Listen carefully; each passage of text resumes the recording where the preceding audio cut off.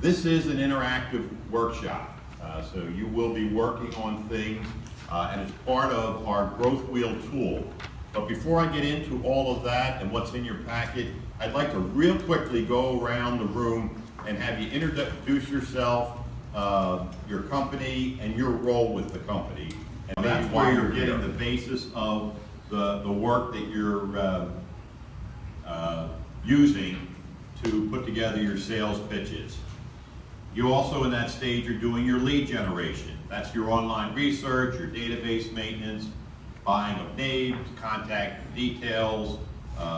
You're figuring out where do you develop the top of your funnel. And those of you who have been to my sessions before will recognize this analogy.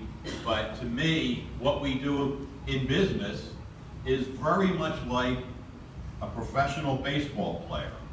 They go to spring training in February every year, and they practice the fundamentals. They practice throwing to the right base, running, how to base steal, how to catch fly balls.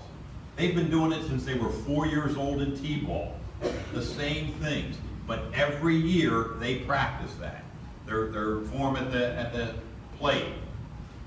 And they do that so that they can do it without thinking, so they can react subconsciously to a situation, which frees up their mind to react to the unusual.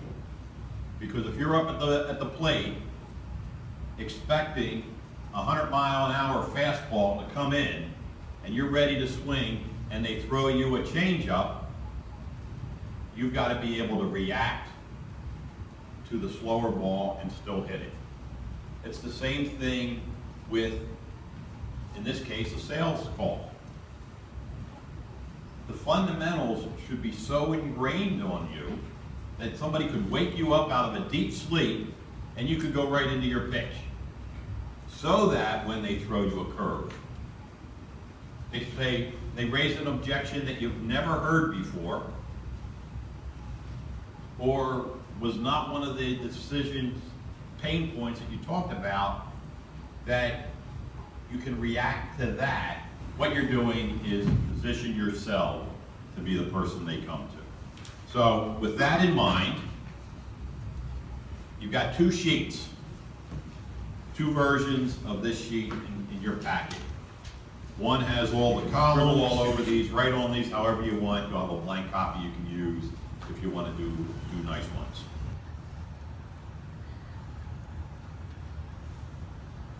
That tells your customer, this isn't my first rodeo.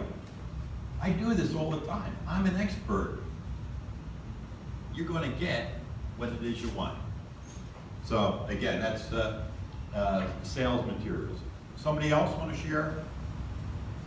So switching, well, the networking gives you that opportunity. We talked earlier about using networking events as an opportunity to set up a meeting, leads us into customer dialogue. How do you start, establish, maintain? What have you got put into that spot for your customer dialogue? Lots of great insights there. Again, so much of what I feel I do is pull out of you what you already know, but again, it's worth repeating what you say.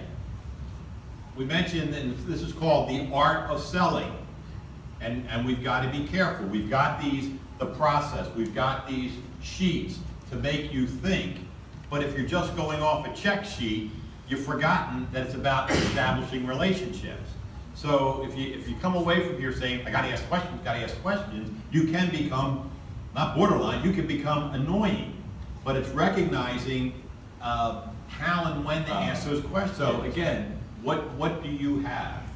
And it may not be price, but what are some of the other things? So negotiation, and we'll talk a lot more about that at the April 25th, overcoming objections and arguments. How do you come back with that? But you need to be thinking about those sorts of things.